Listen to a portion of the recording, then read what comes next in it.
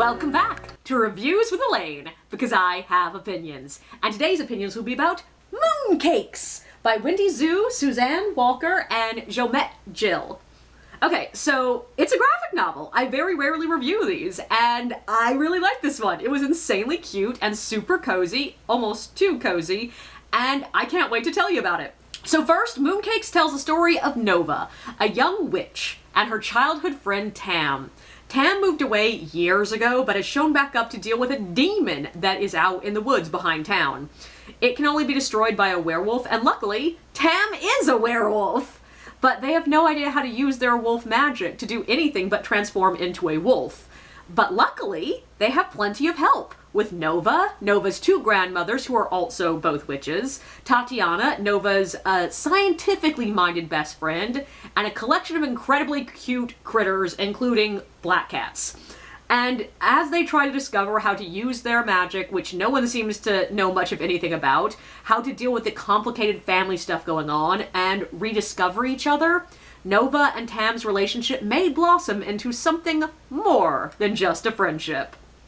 Okay, so I'm pretty sure that this review is going to devolve into just me, like, having a long rant about how world building works. So before I get into any of that, I want to cover all the rest of my feelings on this one. Starting with characters! We've got some really great characters here. Nova and Tam are super cute. They are great leads, and they're super cute together as a couple. Nova is confident, in control, and sure of herself, but also deeply gentle and kind. Tam is a little bit more obviously dealing with some stuff, but they are also still friendly and settled into themselves in a way that is really admirable. They are both cheerful and easy to smile. They click instantly, and their relationship is one of those that does feel like a childhood friend. Like, the moment they're near each other, they are obviously comfortable. And so much of it is in the art here that it's almost hard to put words on, because it is just, you know, cute looks, them smiling at each other, saying sweet things, holding hands, and it's just all really sweet. They are also just both really mentally sound characters. And this does mean that it feels like they have a little bit less room to grow at the beginning. Like, they both feel like they're in pretty good places. And, like, they are both dealing with some stuff. Like, yes, especially Nova has lost her parents and is clinging a bit too hard to home and her childhood. And Tam has a little bit more serious family troubles that they are mostly keeping to themselves and not sharing with anyone around them, and is clearly going to have to learn to to share what's going on in their lives and ask for help. But while they have something to work through, the emotional journey they are both taking feels a little bit less like an epic quest across Mordor and more like a road trip to the next town. And the side characters are also really beautifully welcoming. The Nanas in particular are just the perfect, confident, not caring what anyone thinks of them older ladies who have power and don't feel the need to prove it. And that gives this book a really sturdy feeling of a safety net. Like, there's never any question that if Tam and Nova fail to deal with a demon, then it's going to be okay. The Nanas will step up and take care of things. And yes, the demon can only be killed by werewolf magic, but it always feels like there will be a solution no matter what. And that allows the book to really become about their relationship and them growing to understand each other better and their own abilities. And it becomes a lot more personal. Now, Tatiana is one of the other major side character, and I will admit, Tatiana does end up being that character that almost exists as an excuse to give exposition and for the plot to move forward, but that's not all she is. She still manages to feel like a fully realized person. She's a little bit abrasive, she's a little bit teasing, she's a little bit more aggressive than the others. And that just makes her an interesting enough person that it doesn't just feel like she's showing up just to give us an excuse to have exposition. But the other thing I find really interesting about this book is how little interpersonal conflict there is. Like, Nova never gets mad that Tam left, nor that they showed back up at random, bringing a magical catastrophe with them. Nova never pushes Tam to reveal things they aren't ready to reveal. The Nanas are understanding and helpful from the beginning. They don't pressure the kids to work faster or to stop messing around. Tatiana doesn't get jealous that her best friend now has another important person in her life. Tatiana isn't super fond of magic, but she doesn't freak out about it or insist on doing things her way.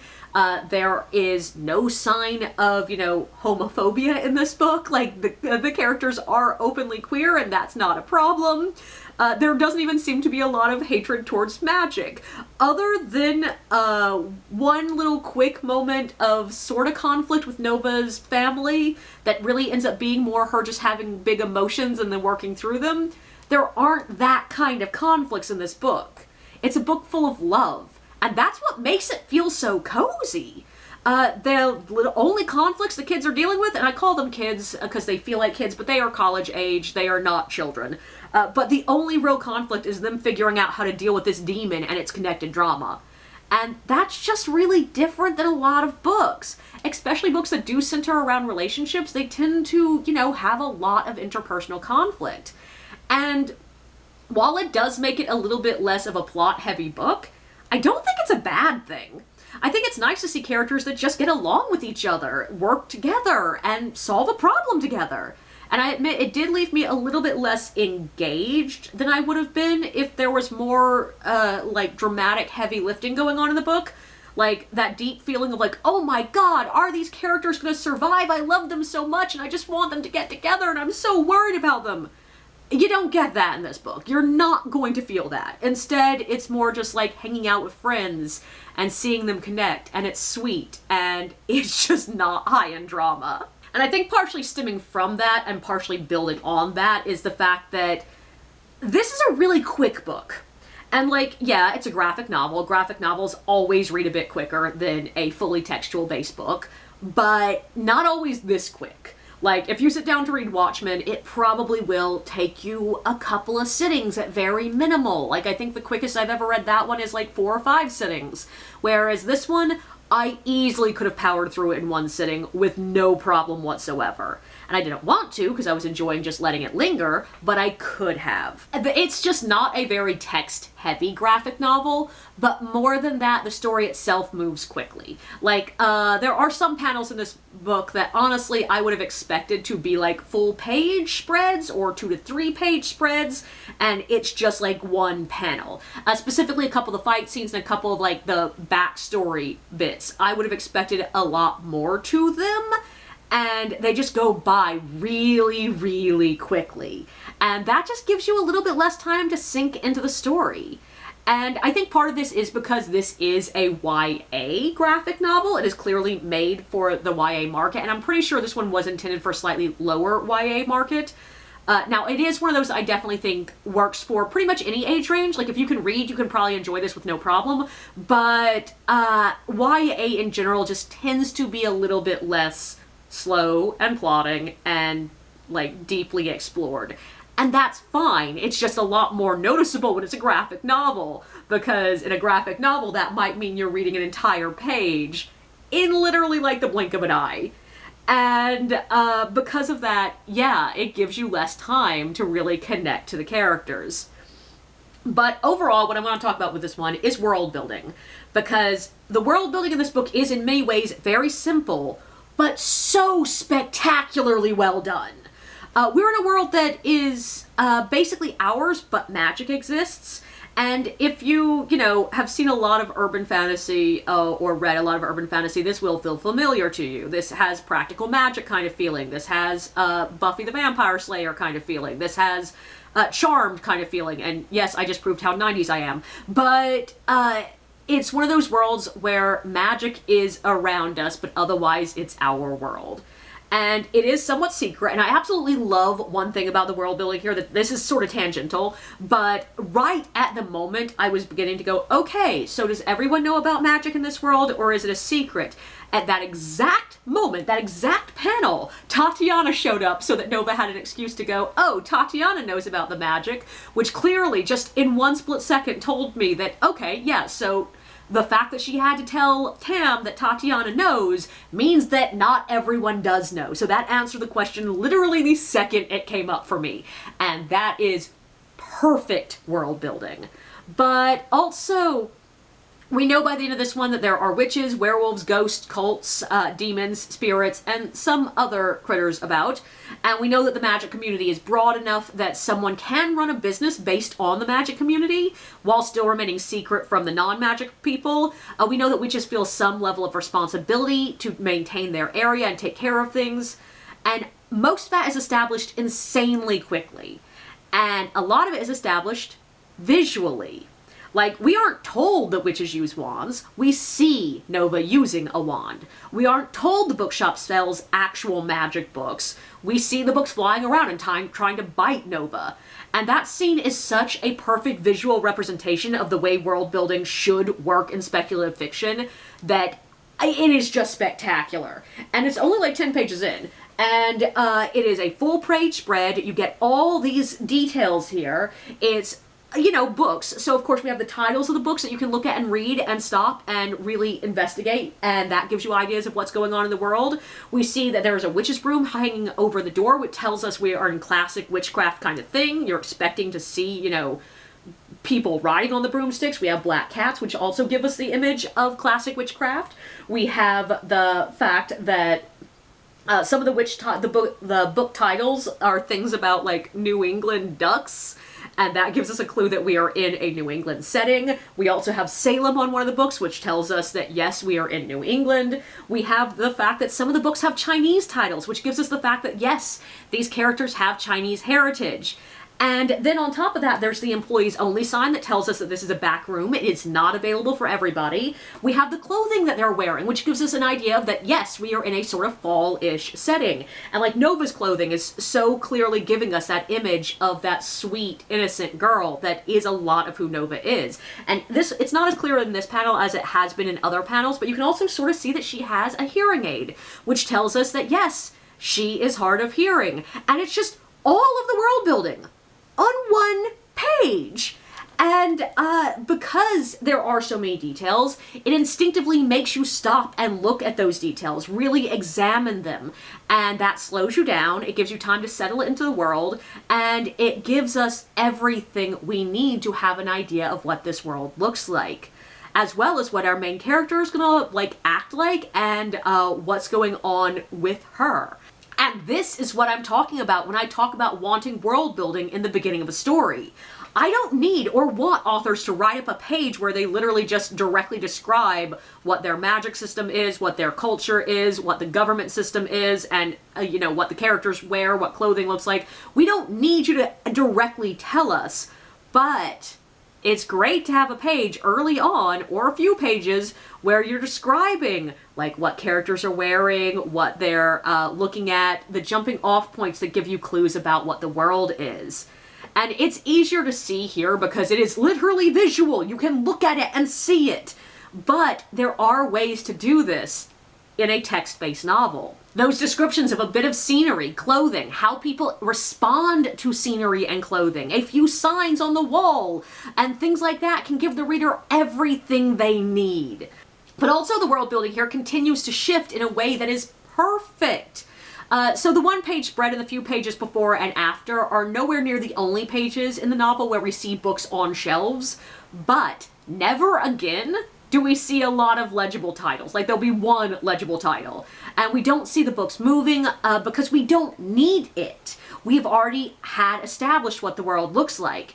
And after that, we get the characters discussing the magic books. But because we as readers have already gotten the world building established, we can sort of set aside the world building of, oh, this is real magic, and focus more on what these conversations are saying about the characters and their feelings. And we as readers are just going to find it easier to pick up the subtle signs later on if we have those very clear signals, very clear, very detailed, established world building early on. And it's more than just the books on the shelves. The first time we see the cafe, it's full of detail and design. The first time we see Nova's room, it's really detailed. The first time we see the forest, it's really detailed. And after that, there's just a lot less detail because we don't need it. Similarly, in full textbooks, you don't need a full description of a room every time a character steps into it, because it's already established. You just give us the full description at the beginning and then highlight little details as they're important. Like there's a moment in the book where the characters are sitting in a place where there are children, and we don't have a lot of details. We just have a drawing posted at the wall that is a kid's drawing, and that gives us everything we need. And as we get further on, and yes, the story speeds up, because yeah, as you head toward the climax, generally speaking, you want the story to speed up. It wants to feel like that moment that a rock is sitting at the top of a hill, and it tilts forward and starts rolling down. And that's when you're heading to the climax. You don't want to stop. And suddenly, in here, there's a lot less detail in the background. And by the time we get to the actual climax, about half of the panels don't have a background at all. They're just either a single panel color, or a gradation, or a really sketchy, like, rocky background that you're just like, yeah, that's enough to give me a clue of what the rocks are, but not enough to make me stop and look at it. Because it needs to have that speed. And the less you have to draw your eye, the more you're going to focus on the actual action. And it's not like it's doing anything new or super inventive, but it's just a clear, such a visual breakdown of how plotting should work and how world building works within plotting. So yeah, if you are, questioning your own layout of where the world building exists in your book, pick up this one and just look at it and literally look at individual panels to see how much detail there is. Because that's how you should be writing a text-based book as well. But overall, I found this a sweet, fun story. It has the cutest art. Like, one of my favorite pages is just like, look at this, when they meet all the critters. Look at the capybaras with antlers. That is the cutest thing. But it's the kind of graphic novel that I wanted to just stop and stare at for a while as I read. And it has a fun story with enough action to keep it from feeling like, to keep it feeling like an adventure and not just about character dynamics. But it is very much about the characters. And these characters are lovable. And they're the kind of characters that you would be happy to have your kids looking up to. They're the kind of characters you want your kids to hang out with. It's got a diverse cast, a great world, a loving tone that feels like a warm hug. It's not high on action or drama, but that's not what it was really setting out to do. And I respect that. Not every story needs to be action-packed. And this one just isn't. Now, personally, did I want a bit more?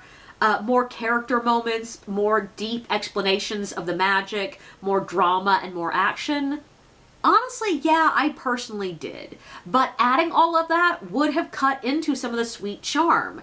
And so, in the end, I respect the choices that were made here. Overall, I would recommend this one to anyone looking for a book that will feel welcoming.